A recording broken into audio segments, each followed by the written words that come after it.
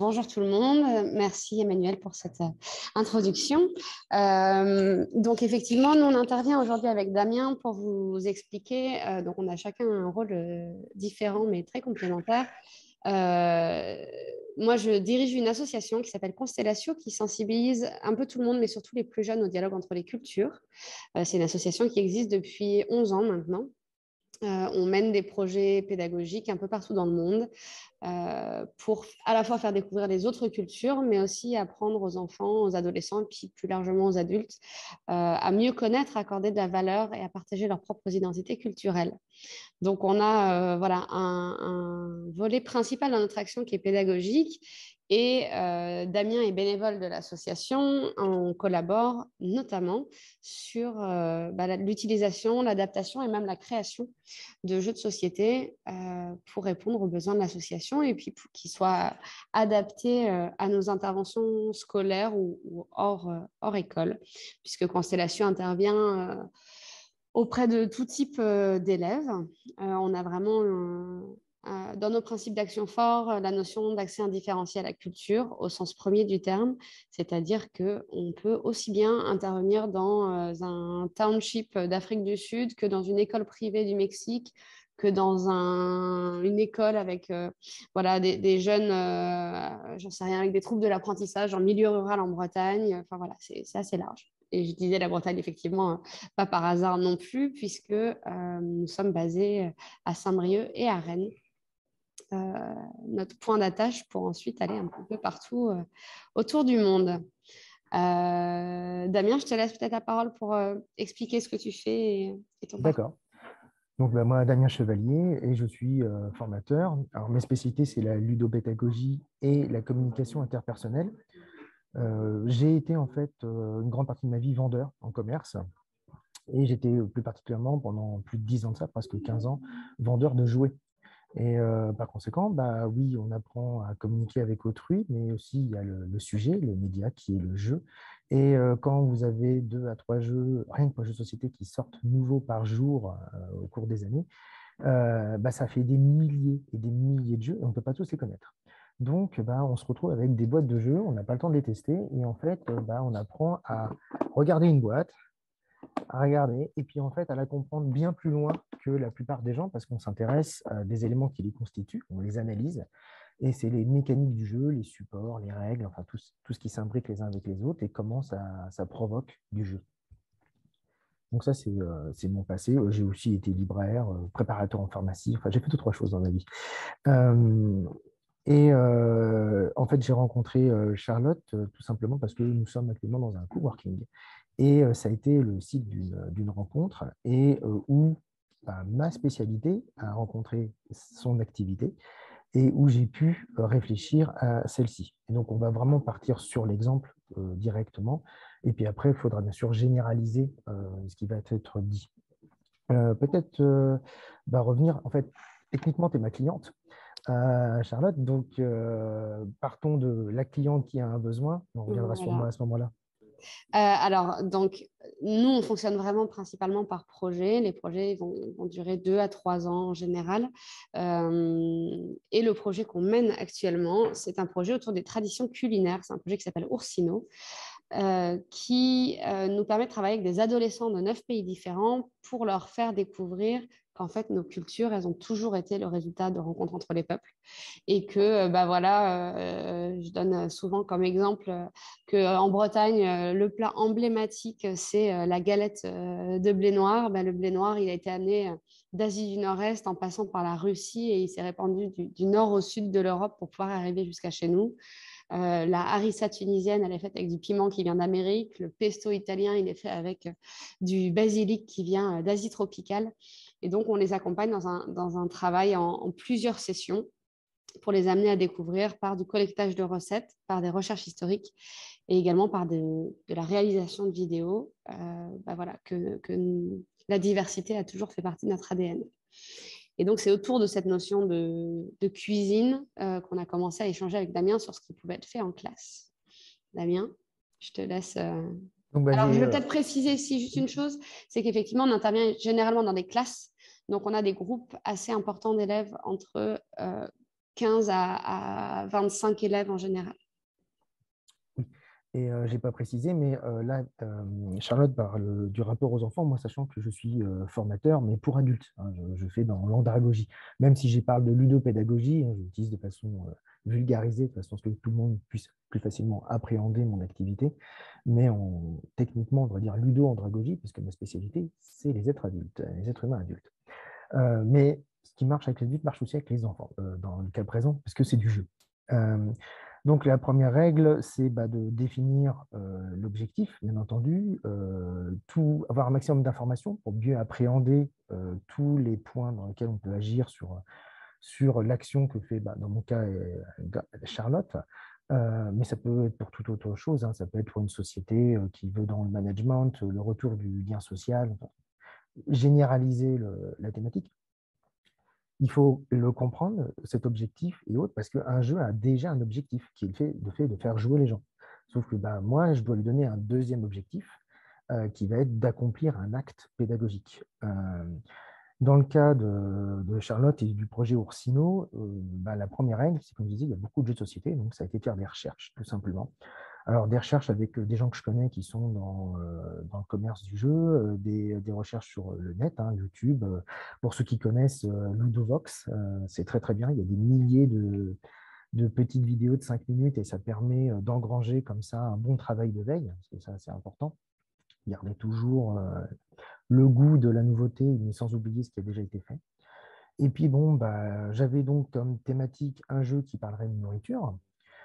Mais aussi avec des difficultés, c'est-à-dire le nombre de joueurs, la taille du jeu, son format, qu'il soit accessible. Enfin, voilà. Il faut, alors accessible dans le sens aisé, pas accessible dans le principe on va dire, législatif de l'accessibilité, même si celui-ci aussi à prendre en compte. J'entends par là gérer les gens qui sont daltoniens, qui ont peut-être des problèmes moteurs et d'autres choses.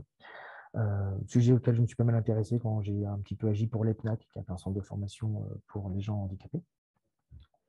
Mais quoi qu'il en soit, voilà, j'ai dû définir des règles. Donc, j'ai trouvé des dizaines de jeux qui parlaient de nourriture, mais certains avaient un plateau, c'était limitant en termes de possibilités de nombre de joueurs. Ils étaient compétitifs. Or, dans les principes fondateurs de l'association de Charlotte, la notion de coopération et d'échange est primordiale. Donc, une mécanique de coopération est très vite apparue et ainsi de suite. Donc j'avance comme ça, peu à peu, mes sélections, je tombe sur différents jeux, et puis j'en sélectionne un qui va me servir de premier jeu test, et puis le nez était là, c'était le bon jeu directement, donc c'est le jeu Cosmopolite. Donc c'est un jeu qui parle de nourriture, mais sur un plan international. Alors, quand le jeu a quelques particularités, il utilise entre autres une application sur smartphone. Alors moi, ça m'intéresse toujours, ce genre de particularité, parce que de nos jours, généralement, les applications smartphone, elles sont là pour éliminer une fonction de joueur asymétrique.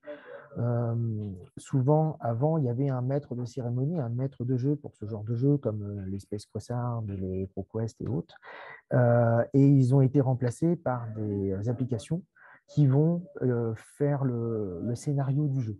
Or, moi, c'est très bien parce que justement, quand j'ai étudié l'application un petit peu, j'ai découvert plein de choses intéressantes, mais je vais y venir plus tard.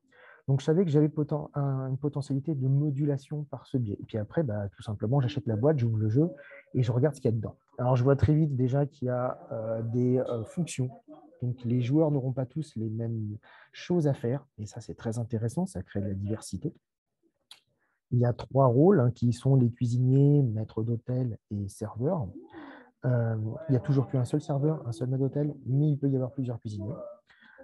Et ensuite, il y avait des paquets de cartes, donc des paquets de cartes avec des zones géographiques.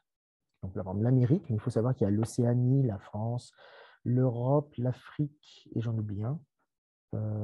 L'Amérique du Sud? Je ne sais plus. C'est l'Amérique du Sud. Et vous avez aussi tout un ensemble d'éléments alimentaires. Donc, il y en a 8 qui se présentent aussi sous forme de cartes.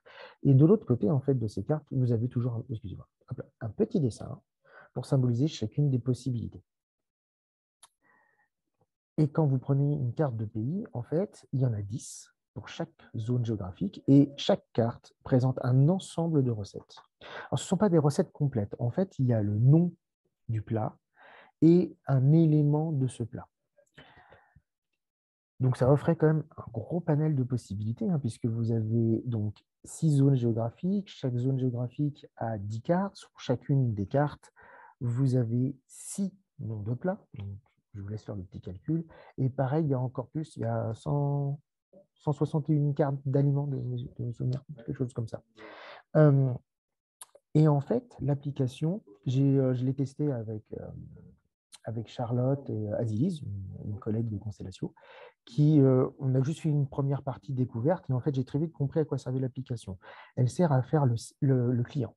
Elle produit en fait le son qui va permettre au serveur de découvrir le plat et elle permet en fait, parce que le jeu est basé sur un système de principe de la rumeur, c'est-à-dire qu'on doit répéter le nom du plat entre personnes jusqu'à ce que les cuisiniers puissent entendre le plat et le faire en sélectionnant l'aliment. Et donc, ce sont des choses simples, donc abordables pour des enfants.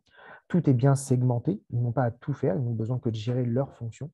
Donc, pareil, ça permet de bien séparer, ça permet aussi de créer des choix parmi eux, parce que certains vont être plus à l'aise dans certaines fonctions que d'autres, donc ils vont pouvoir décider. Et puis, eh ben, en fait, plutôt qu'une application, on va mettre des gens qui vont être des clients. Mais c'est vrai que s'ils ont juste un plat à demander, qu'on leur dit, bah, faut que tu dises tel son, ça ne sera pas intéressant. Et en fait, l'application et le système de jeu est fait de telle manière que, alors, sans rentrer dans un côté technique, c'est un peu comme à l'auto, c'est-à-dire que plus vous avancez dans le jeu et moins il y a de possibilités. Et en fait, c'est fait de telle manière que jamais il n'y ait de répétition. Ça m'a permis de comprendre comment était construit une partie, son scénario de construction en fait, sous un plan mathématique. Et de là, j'ai pu en fait recréer des scénarios pour Constellation. C'est-à-dire que j'ai imaginé une partie à l'avance, une première assez simple. On n'avait que 4 recettes de base par client. Parce que pareil, pour le nombre de participants, on a fait en sorte qu'il n'y ait pas un seul client, mais qu'il y ait plusieurs clients. Et donc, on a créé même des menus en conséquence, ce qui fait que chaque client a un menu qui lui est propre et unique, aucun risque de répétition.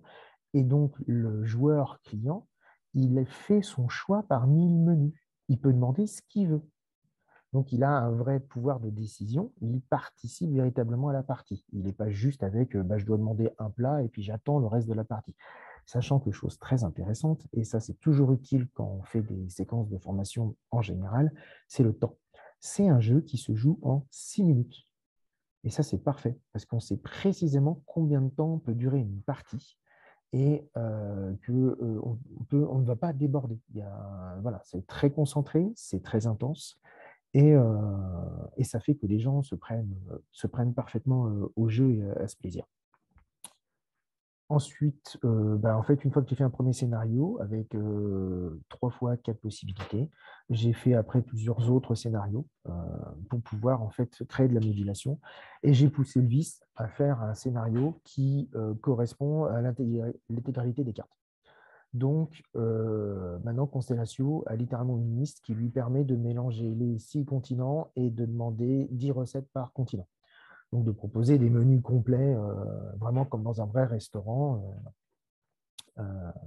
Grosso modo, la première grosse étape, on a pu faire un premier test avec des adultes. Et puis après, il y a eu la possibilité, et alors ça, c'est un plaisir rare quand on fait de l'ingénierie comme moi de jeu, c'est que j'ai pu voir le jeu présenté et en action véritable dans une classe. Donc ça, c'était un grand plaisir pour moi. Est-ce que tu as Charlotte, tu as les menus peut-être qui ont été Oui, créés et tout? alors j'ai les menus et plus que les menus, puisqu'effectivement, dans ce qu'explique Damien, c'est que ce qui est intéressant, et particulièrement pour moi qui suis animatrice en milieu scolaire, c'est qu'il y a le jeu, certes, mais qui s'est transformé en sorte de jeu de rôle et donc qui vraiment invite les élèves à participer. Et donc, on a les menus. Voilà. Alors, je ne sais pas si je peux techniquement On voit. inverser mon image. Non, Voilà. ça va? Non, c'est bon, c'est dans le C'est bon. bon, dans Oui, le c'est bon bon, tu sens. es dans le bon sens. Donc, ça, c'était les Euh, premiers menus, puisqu'il n'y a que 4 exemples. Voilà, donc on a plusieurs exemples de menus. Et alors, on a créé des numéros de table qu'on va mettre directement sur les tables des élèves, puisqu'effectivement, le serveur ou la serveuse doit ensuite livrer le plat à la bonne table. Donc, il faut qu'ils aient également les tables affichées. Et puis, il y a un système de points négatifs. Damien, tu reviendras dessus, j'imagine. Et donc, on a également fait des petites cartes de points négatifs pour que les élèves puissent poser ces malus quand c'est nécessaire.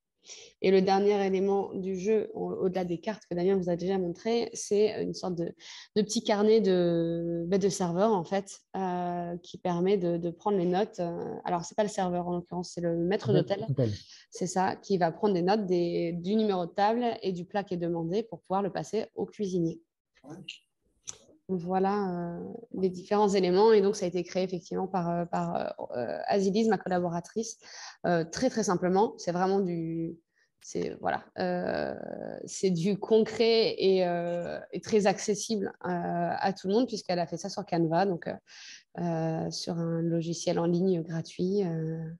Et elle s'est très, très bien débrouillée puisque ça s'accorde parfaitement au reste du jeu.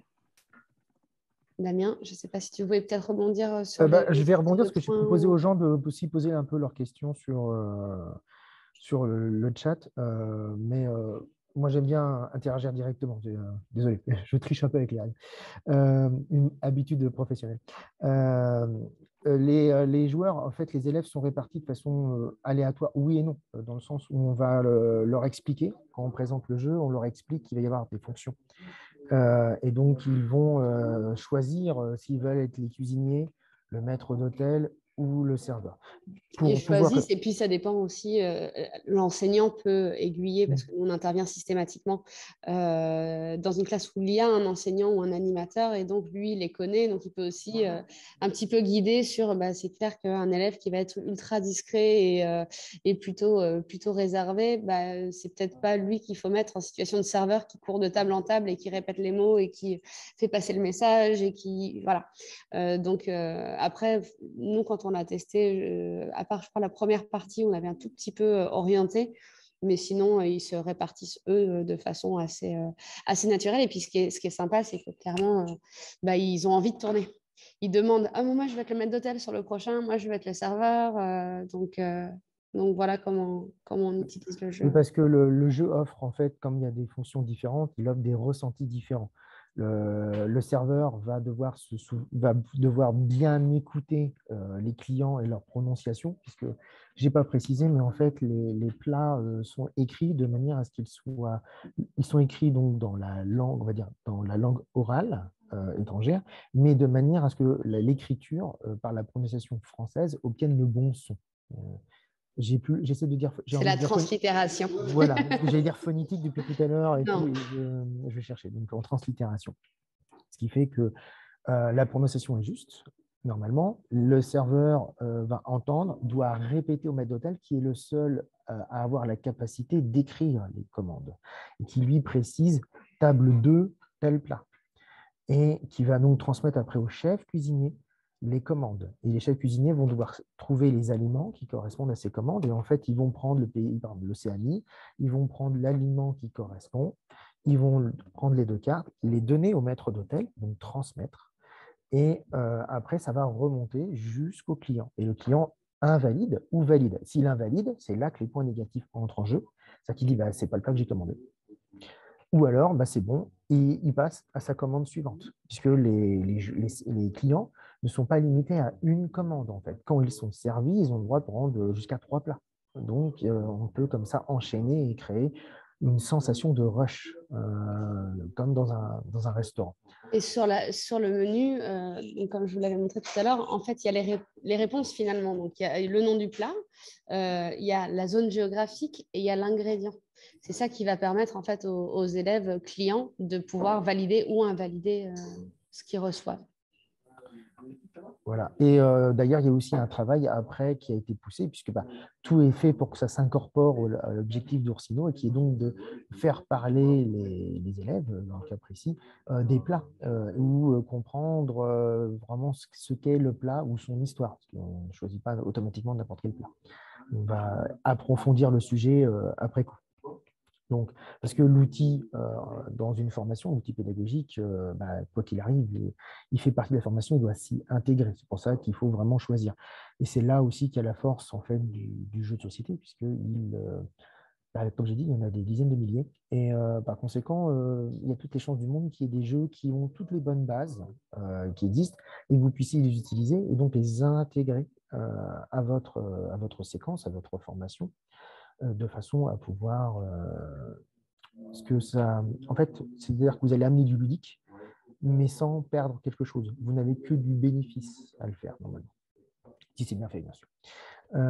Et dans d'autres cas, donc là pour donner des exemples un peu pour quitter le côté association de Charlotte, moi j'ai fait des jeux qui parlent donc du disque, qui est un outil assez couru du management actuellement, sur comment gérer aussi un client opposant, un client mécontent. Il y a des choses qui vont, on va aussi en parler avec Charlotte un peu tout à l'heure sur les axes des cultures, où là, par contre, n'ayant pas de jeu ou ne connaissant pas de jeu qui puisse convenir, je le crée littéralement.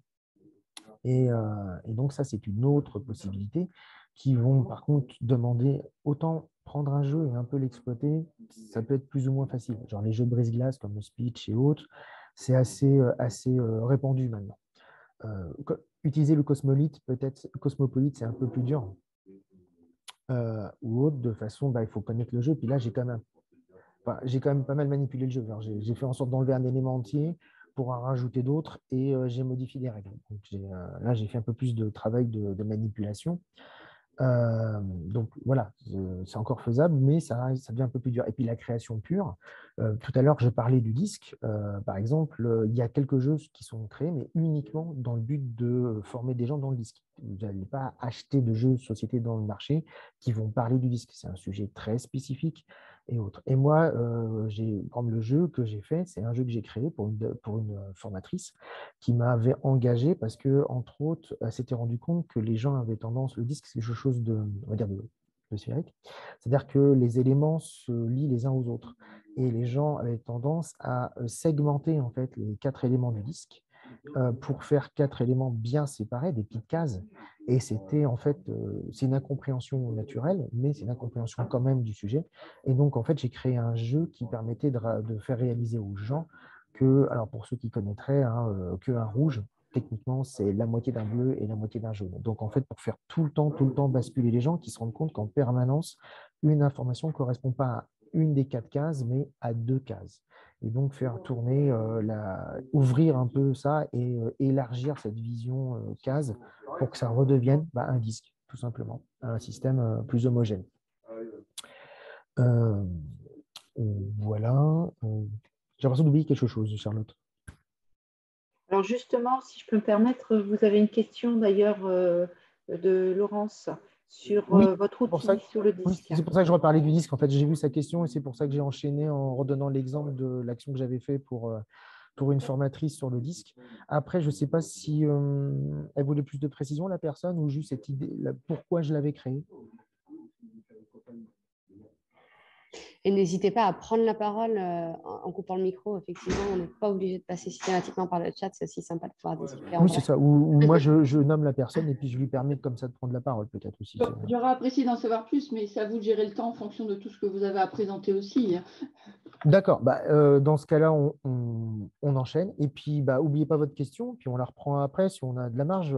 Ouais, normalement, on a prévu du temps. Donc, Ok. on a essayé de gérer.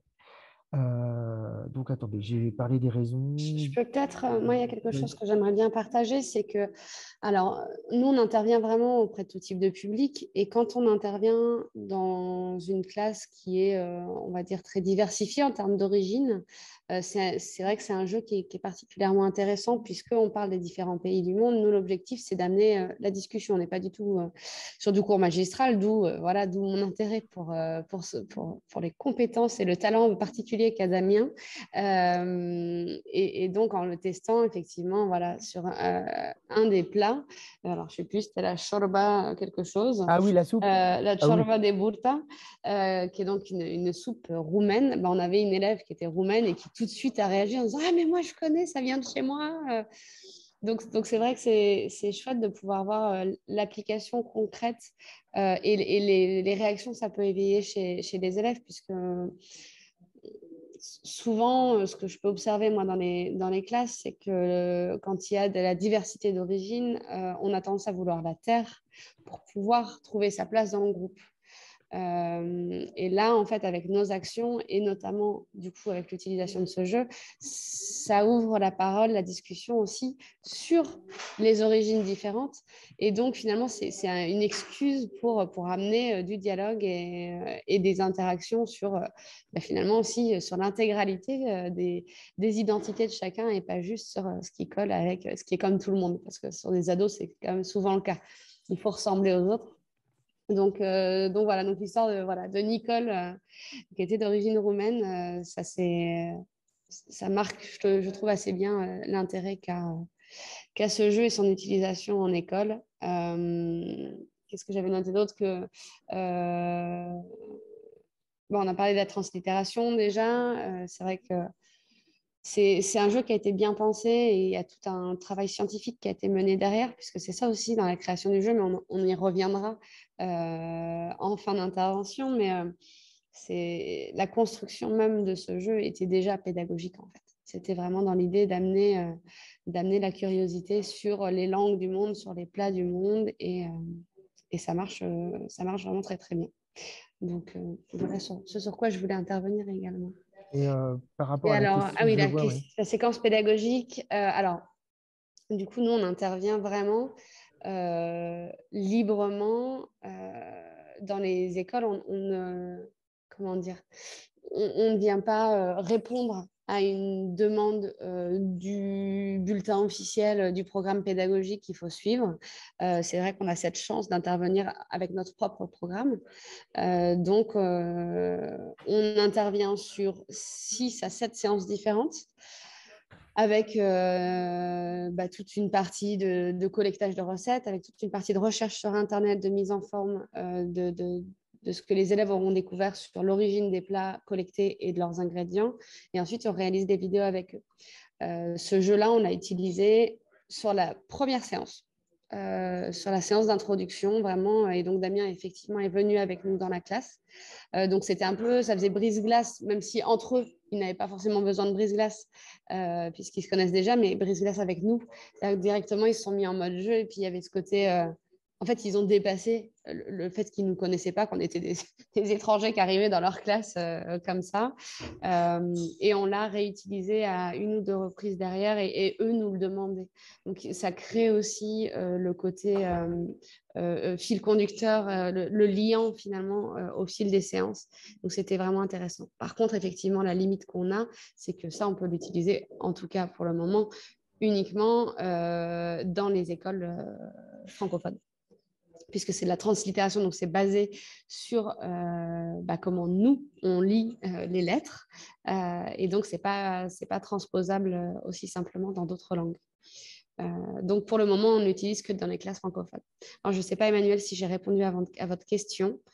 Je sais qu'on ne rentre pas exactement dans les cases, nous, quand on intervient dans les écoles. Je ne peux pas juste dire en cours d'histoire sur la Révolution. Oui, par contre, alors moi, je peux donner des exemples parce que, par exemple, hier, moi, j'intervenais avec le ministère de la Justice. J'étais au PTF Grand Ouest de l'ENPJ, donc l'École nationale de protection judiciaire de la jeunesse, et j'intervenais auprès de différents éléments des PJ sur les compétences psychosociales, donc un tout autre sujet, et le ludique. Et en fait, la grande force et en même temps la faiblesse de la spécialité de la ludopédagogie, c'est que c'est un outil qui demande une spécialité quand même précise, mais qui est un outil avec une plasticité hallucinante et qui permet d'aborder quasiment n'importe quel sujet. Et donc, oui, je peux trouver un jeu et le modifier pour parler de nourriture internationale de différentes cultures. Et puis oui, en même temps, je peux le lendemain intervenir pour parler des compétences psychosociales et de comment gérer des jeunes délinquants, des non-majeurs qui sont coupables de crimes graves, de viols, d'attaques avec violence, torture et autres, pour pouvoir les faire réfléchir, on leur fait réaliser qu'ils ont peut-être un problème de gestion émotionnelle, d'empathie, et les faire travailler sur ça. Parce que en fait, le jeu a aussi cette force de pouvoir agir sur les compétences, mais tous les éléments, le savoir, le savoir-faire, mais aussi le savoir-être, ce qu'on appelle aussi compétences psychologiques et soft skills. Donc, c'est une interaction très, très large, très malléable et de plein de domaines différents. Donc, par exemple, moi, hier, c'était pour leur faire comprendre que les compétences psychosociales étaient très présentes dans les jeux de société, lesquelles étaient le plus présentes, comment on pouvait détecter dans un jeu où elles étaient présentes et comment faire jouer des gens et en les observant pour voir lesquels ils maîtrisaient, ne maîtrisaient pas ou n'avaient pas conscience d'avoir. Parce que il y a des gens qui vont, en fait, quand vous les faites jouer, ils ne vont plus réagir de la même manière, ils ne vont plus agir de la même manière. Parce que souvent, quand vous êtes formateur, même pour des adultes, vous arrivez dans une salle et en fait, ils sont en mode classe. Et arriver avec les jeux et les décontenancer, ça permet de créer de la confusion, mais ça les permet aussi de se mettre en mode joueur. Et d'un seul coup, ils n'hésitent plus à utiliser tout ce qu'ils ont en eux pour participer au jeu. Et donc, ça permet de faire découvrir, réaliser, appréhender, comprendre et activer. Et ancrer aussi, d'ailleurs, j'ai oublié, ancrer un savoir. Moi, j'utilise des jeux de société même pour évaluer les gens, littéralement. Donc, ça peut aussi bien pour faire de la découverte que de l'évaluation. C'est souvent d'ailleurs, j'utilise de manière, comme on dit, ipsative, dans le sens où je le fais plusieurs parties. Et comme ça, je fais réaliser aux gens l'évolution qu'ils ont dans leur façon de jouer. Je pense que ce qui est intéressant dans ce que tu dis, Damien, et nous, c'est ce qu'on peut voir dans l'utilisation qu'on en fait dans l'association, c'est que le jeu, il a un petit peu le même avantage que peut avoir ce qu'on appelle largement le storytelling, mais la narration, les histoires, c'est-à-dire qu'on désamorce quelque chose. Au lieu d'être dans une relation potentiellement d'opposition, c'est-à-dire où là, cette personne va me demander quelque chose ou va me dire ce que je dois faire ou ne pas faire, etc., on les met dans une situation où ils apprennent par eux-mêmes. Et ça, pour la transmission de valeurs, c'est particulièrement intéressant et important. Et c'est vrai que moi, jusqu'à maintenant, j'utilisais la narration pour atteindre cet objectif-là et j'ai découvert avec le travail qu'on a pu faire ensemble que le jeu a la même aptitude, la même fonction de détourner les barrières défensives et de mettre les personnes dans la situation où en fait, ils s'identifient et ils atteignent eux-mêmes l'apprentissage qu'on souhaite en fait. Pour répondre aux questions que je vois apparaître, pour les compétences psychosociales, je ne vais peut-être pas rentrer dans le détail parce que là, je vais faire exploser le timer très facilement. Parce que, entre autres, j'en avais sélectionné 17, mais en réalité, on peut en prendre des centaines. Mais certains sont beaucoup plus marquants que d'autres. C'est certain, mais on pourra peut-être voir ça à la fin pour vraiment répondre précisément grâce à l'échange oral. Pour les différentes étapes de création d'un jeu, en fait, on va entamer le deuxième sujet, dans ce cas-là, maintenant, qui est le fait que là, je commence avec Constellatio à réfléchir vraiment au tout début de la mise en place d'un jeu de société, mais de A à Z cette fois-ci, vraiment une création totale. Donc, Charlotte, tu mets aussi, comme tout à l'heure, tu mets en place le… Oui, alors, donc, depuis la création de l'association, en fait, quand j'interviens dans les classes, je travaille beaucoup sur le concept même de culture, qui est donc une notion qui est quand même très abstraite. Même pour nous adultes, c'est difficile de dire, voilà, ma culture, c'est ça. Et donc, je me base sur le travail d'un sociologue du travail qui s'appelle Gert Hofstede, un sociologue néerlandais qui, en fait, a divisé la notion de culture en 4 sous-thèmes, que sont les valeurs, les rituels, les symboles et les héros que j'utilise en fait non pas comme vérité universelle, mais vraiment comme clé d'entrée de lecture des cultures et des différences qu'il peut y avoir. Donc j'utilise avec les enfants, alors principalement à partir du cycle 3 hein, en général, ces thèmes-là pour les amener à réfléchir à voilà, quelles sont les valeurs, les rituels, les symboles et les héros de leur propre culture, quels sont ceux qu'ils connaissent dans d'autres pays ou même les élèves issus de l'immigration, quels sont ceux qui peuvent identifier dans les cultures d'origine de leurs parents. Donc voilà, et donc l'idée, c'est toujours, nous, dans tout ce qu'on fait, c'est de faire découvrir le fait qu'il y ait des différences, puisque c'est un peu ça qui va éveiller la curiosité, l'émerveillement. C'est vraiment une source de découverte importante, mais aussi leur montrer qu'il y a des points communs auxquels on s'attend parfois pas beaucoup. C'est-à-dire qu'on va avoir un pays très, très différent d'une autre, on va s'attendre à ce que tout soit différent, alors qu'en fait, non. Et donc, ce que j'ai demandé à Damien, mon objectif, c'était de développer un jeu qui permette aux joueurs, donc plutôt dès l'enfance, en fait, de comprendre ces notions-là. Voilà, donc notamment, par exemple, dans les valeurs, la fraternité, qui peut s'appliquer à la France et à la Tunisie, par exemple. Donc voilà, donc c'est ça que j'ai demandé à Damien, de pouvoir développer un jeu qui pourrait être utilisé dans les classes pour faire comprendre aux élèves, leur faire découvrir ces clés d'entrée, mais aussi leur faire découvrir le fait qu'il y ait des différences et des points communs, et par la même occasion découvrir un petit peu les cultures des différents pays. Damien, je te donne la main pour rentrer peut-être plus en détail sur comment Oui, on alors fonctionne et comment tu as pensé de tout ça. c'est ça. Donc, on a fait des réunions, plusieurs réunions. En fait, un jeu, comme je disais tout à l'heure, de façon très succincte, c'est des mécaniques, un support et des règles, de façon grossière. Et c'est dans cet ordre-là. Les mécaniques vont induire des types de supports. Alors, parfois, on peut être surpris. Par exemple, une des mécaniques du jeu, c'est le parcours, c'est le fait d'avoir un mouvement, un déplacement. Donc, on va très vite imaginer un plateau, un pion, et puis sur le plateau, des cases. Je dois, par exemple, typique. Et il faut un moyen de se déplacer, provoquer le parcours. Là, ça va être le dé. Donc, on lance le dé. Ce qui rajoute une mécanique. Le dé, c'est du hasard. C'est une mécanique de hasard. On ne contrôle pas son déplacement. Alors qu'on pourrait très bien avoir un système où les gens ont le droit de se déplacer dans un certain nombre de cases qui est défini à l'avance ou d'autres choses. C'est d'autres mécaniques. Et en fait, les mécaniques vont donc provoquer des supports. Donc, tout à l'heure, je disais un parcours et on pense à un plateau. Mais par exemple, il y a un jeu qui s'appelle le Saboteur où c'est aussi du parcours. Mais en fait, ce sont des cartes. Les cartes représentent des chemins. On les colle les unes aux autres et on crée son parcours. Donc, il y a toujours des petits truchements, des moyens de changer un peu la donne. Mais voilà. Donc, il a été défini certaines mécaniques comme étant vraiment indispensables à l'existence du jeu. Ou d'autres ont été refusés. Par exemple, le hasard, l'idée que le hasard soit présent, moi, c'est quelque chose que j'aime bien réduire par nature. Et Charlotte était d'accord avec ça, parce que je voulais que l'idée, c'était pour moi que les joueurs vraiment aient la sensation de découvrir des éléments de culture et de découvrir aussi qu'il y avait des liens. Pas autant d'avoir l'approfondissement automatiquement, mais au moins de savoir que la fraternité, en France et en Tunisie aussi, c'est important. Il n'y a pas que chez nous qu'il y a liberté, égalité, fraternité. Là-bas aussi, il y a le mot fraternité qui est primordial. Et après, bien sûr, il y a d'autres sujets, genre l'approfondissement, mais là, ce n'était pas le thème, c'était vraiment les mécaniques. Donc, on a défini de la coopération, tous ensemble, ce qui induit différentes choses. Par exemple, la coopération, c'est un sujet assez complexe, parce que normalement, quand on fait un jeu, il faut une adversité, une opposition, parce qu'il y a l'idée d'y arriver ou pas y arriver. Un peu comme genre un puzzle. Si vous y arrivez, vous faites la forme, et si vous n'y arrivez pas, vous n'avez pas la forme. Vous n'atteignez pas votre objectif qui est d'obtenir l'image. Et donc, on peut être à plusieurs sur un puzzle. Donc, un puzzle peut être un jeu coopératif, suivant cette logique-là.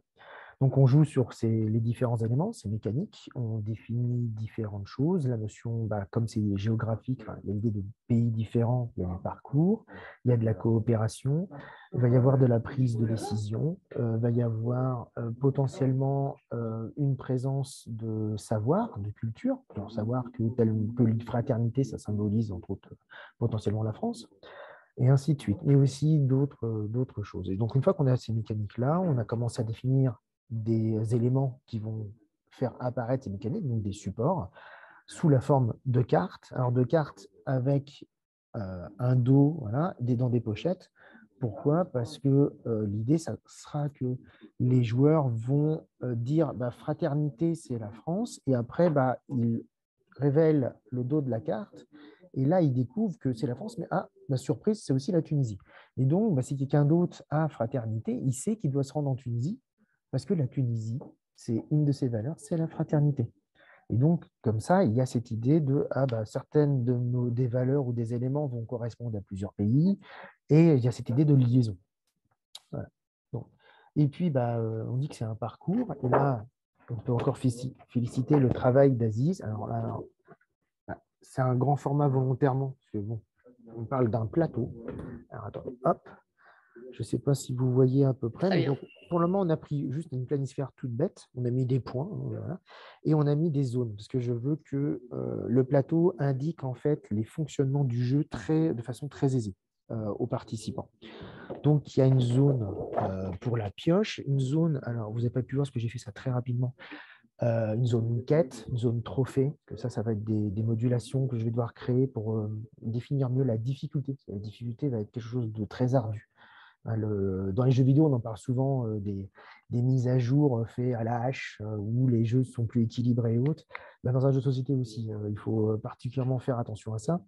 Et comme c'est un jeu coopératif, j'ai passé un certain temps à réfléchir à mais pourquoi est-ce que les joueurs jouent?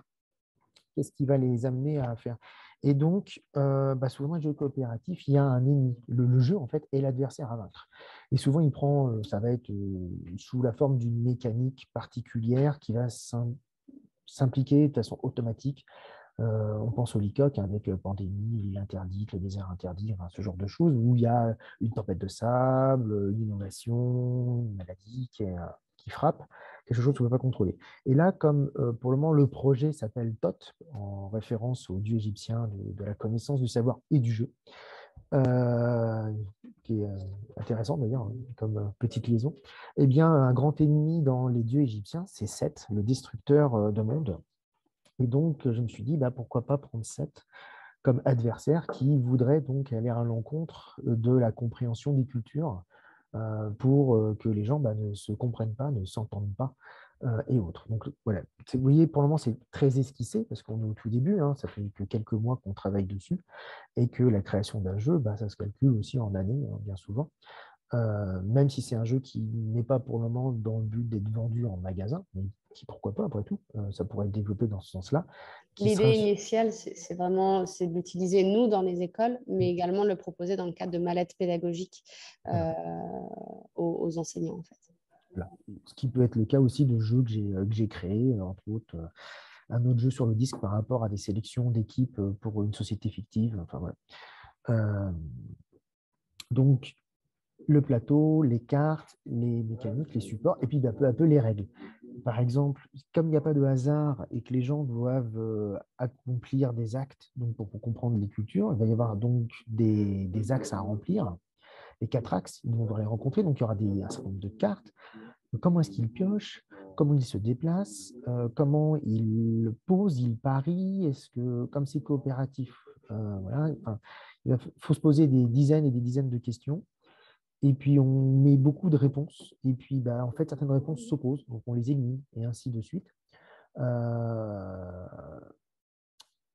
Et il y a beaucoup d'échanges entre nous, d'aller-retour, de tiens, je ne sais pas trop comment aborder ce point-là, ou Damien qui a pu me dire, tiens, ça serait cool qu'on fasse ça comme ça, et je lui dis, non, parce qu'en fait, là, dans les écoles, nous, par rapport à comment les élèves fonctionnent, ça ne va pas passer, ou par rapport à nos objectifs, ça ne va pas passer. Et donc, il y a beaucoup d'aller-retour, en fait, entre nous, et c'est vraiment, je pense que le mot qui colle bien, effectivement, c'est tâtonner. On y va vraiment. Oui, ça, c'est un plaisir. Alors, surtout avec ma façon de faire, avec mes tableaux blancs, hein. Mon goût du tableau blanc et de faire des schémas et autres. Et là, par exemple, on est dans le cadre où justement on est sur ces notions des axes, des 4 axes avec les valeurs, les rituels et autres. Et il nous faut des infos parce qu'on ne va pas les prendre au hasard. Je veux bien prendre la main là-dessus. C'est ton cheval de guerre, si j'ose dire. En fait, c'est vrai que nous, dans l'association, on a une approche, comme je disais, qui n'est pas du tout magistrale.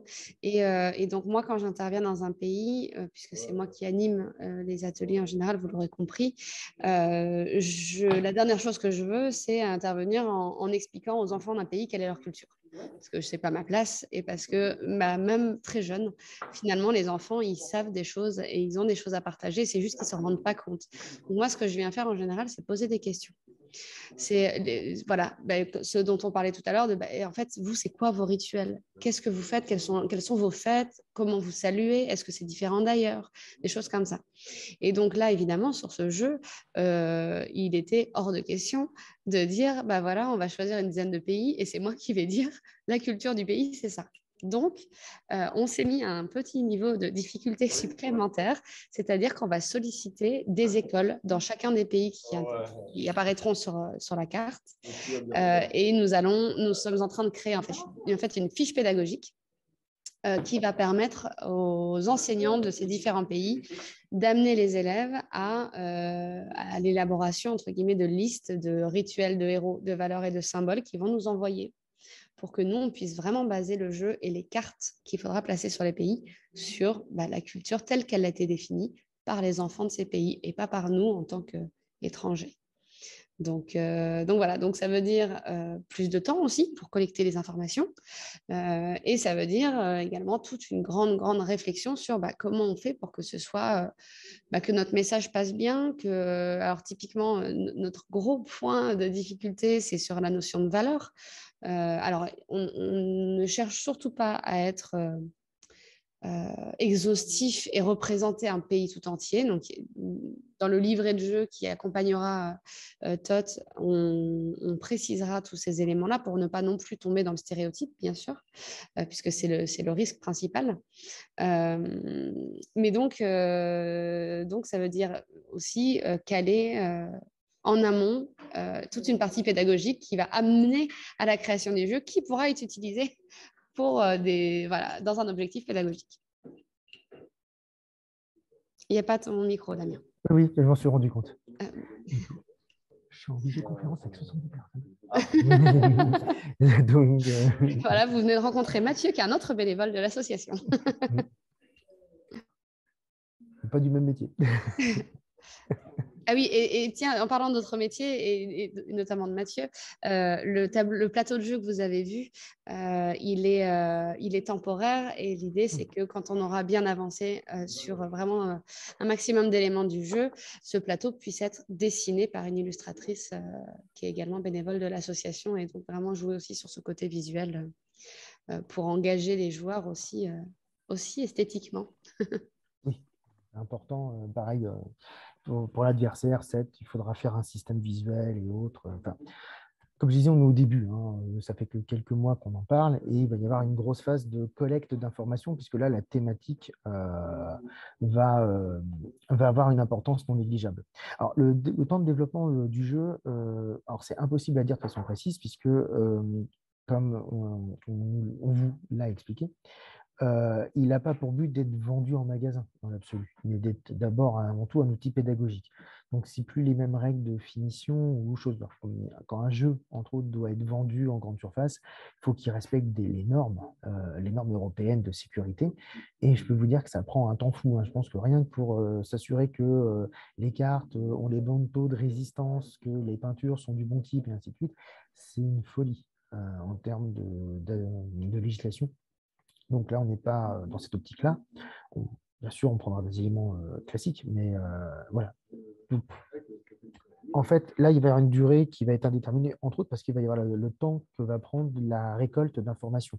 Moi, je vais pouvoir quand même continuer de travailler de façon mécanique de jeu et autres, et d'autres éléments. Mais en fait, quand on aura les informations, ça va avoir quand même pas mal d'influence parce que ça va me définir en fait combien il y a d'éléments culturel par pays, puisqu'on va faire en sorte que ce soit bien sûr équilibré. Il n'est pas question qu'il y ait un pays ait 5 valeurs et que 3 autres pays que 2 valeurs. Donc il va falloir bien rendre les choses homogènes, équilibrées, et de façon à bien définir le nombre. Et le nombre d'axes, enfin d'éléments par axe, et le nombre d'axes va modifier le nombre de cartes, qui va modifier en fait l'intérêt ou non de la pioche, le nombre de cartes à piocher, combien on fait de tours dans une partie. Enfin, c'est des effets en domino qui se font que de se croiser. Donc, moi, je vais pouvoir continuer sur certains éléments, des mécaniques, type les quêtes et les trophées, qui sont en gros les accomplissements d'un joueur et les accomplissements du groupe contre le jeu. Mais voilà, ça va être vraiment des choses à déterminer. Et pour le moment, et puis aussi le temps, parce qu'on est dans des activités parallèles. Voilà, c'est un des projets de Charlotte, qui en a quelques-uns. Et puis moi, à côté, j'ai mon rôle de formateur aussi à assurer. Voilà. Il reste Alors, quoi? Il nous reste... Oui. Je reprends la parole et je complète un petit peu effectivement la question, et qui rejoint d'ailleurs la question de Camille Mas, puisqu'elle parlait des différentes étapes pour la création d'un jeu. Donc, on a bien compris qu'il y a effectivement une itération régulière avec des tests qui se font et à chaque étape, effectivement, vous retestez vos mécaniques de jeu pour les compléter, pour vérifier qu'elles fonctionnent correctement, qu'elles aboutissent bien à votre objectif pédagogique. Et globalement, en plus là, j'appelle votre expérience en fait de formateur et qui l'utilisez de manière régulière dans vos formations. Quand vous êtes comme ça dans une phase de conception de jeu, combien d'itérations en moyenne vous faites pour avoir quelque chose qui tient à peu près la route? Alors, Comment répondre de façon factuelle? Difficilement. Parce que, par exemple, moi, en tant que formateur, que j'ai créé des jeux là, comme sur Lodisk et autres, j'ai eu besoin de très peu d'itérations parce que ce sont des jeux très simples. C'est des jeux. Alors, moi, j'ai tendance à faire des jeux de cartes, des jeux en mode, comme on dit, les jeux apéritifs, des jeux avec des règles simples, efficaces, directes, qui se jouent peu de temps, genre 5 à 10 minutes. Donc, et puis, étant donné ma connaissance du jeu, en fait, j'ai pas besoin de beaucoup d'itérations parce que généralement, même quand je fabrique le jeu, je me rends compte s'il tourne ou il ne tourne pas. J'imagine les parties, en fait. Naturellement, je peux créer des fausses parties, moi tout seul.